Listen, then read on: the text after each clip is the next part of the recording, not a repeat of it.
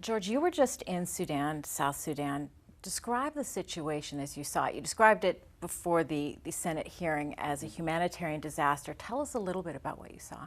What was interesting, once we got up into the Nuba Mountains, the first thing you feel is the sort of the strangulation of what's going on, which is there is no humanitarian aid available to get there to most of the places we were going. There were dead bodies on the side of the road from fighting.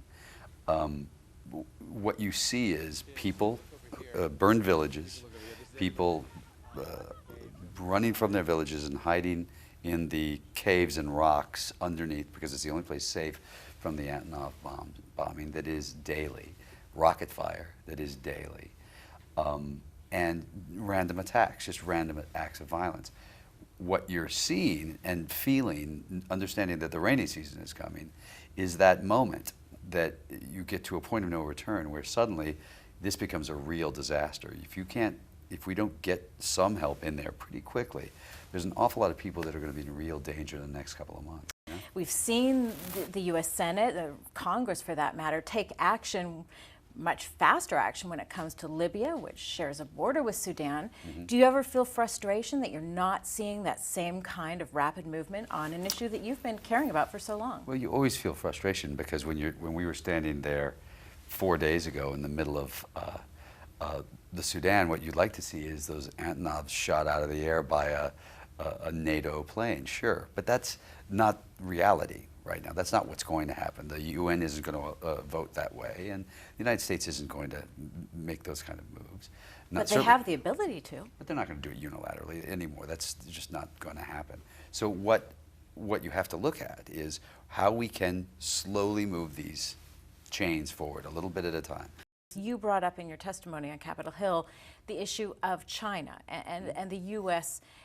Putting pressure on China to take an active role. We're in a position for the first time where we can go to China and instead of saying, as a government, and instead of saying, you guys got to do the right thing, this is one where China gets 6% of its oil imported from the Sudan, and they turned off the spigot. There is no oil coming.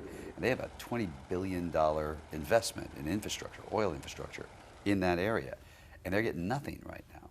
So this is a moment in time, and it won't last for very long, where the United States and China can work together to mutually benefit them economically.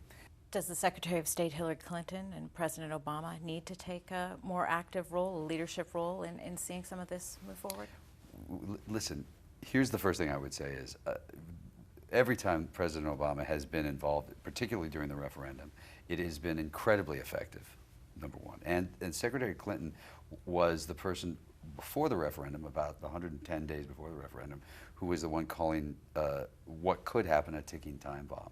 They've been very good on the subject, but they do have a few other things on their table. There's the Arab Spring and the Iran and Syria and all the things that are going on.